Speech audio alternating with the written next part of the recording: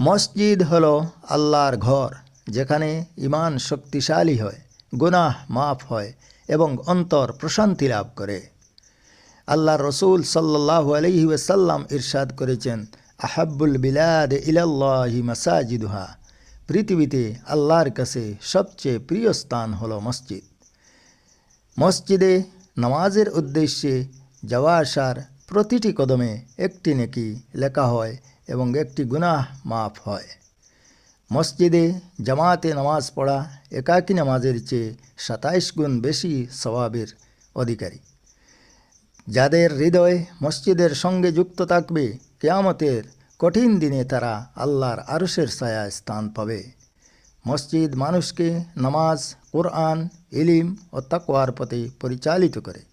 যে ব্যক্তি আল্লাহর সন্তুষ্টির জন্য একটি মসজিদ নির্মাণ করে, আল্লাহ পাক তার জন্য জান্নাতে একটি ঘর তৈরি করেন। মসজিদে বসে ইবাদতের জন্য অপেক্ষা করা বা নামাজের অপেক্ষায় মসজিদে বসে থাকাও ইবাদত হিসাবে গণ্য হয়। যে হৃদয় মসজিদের সাথে যুক্ত থাকে, সে হৃদয়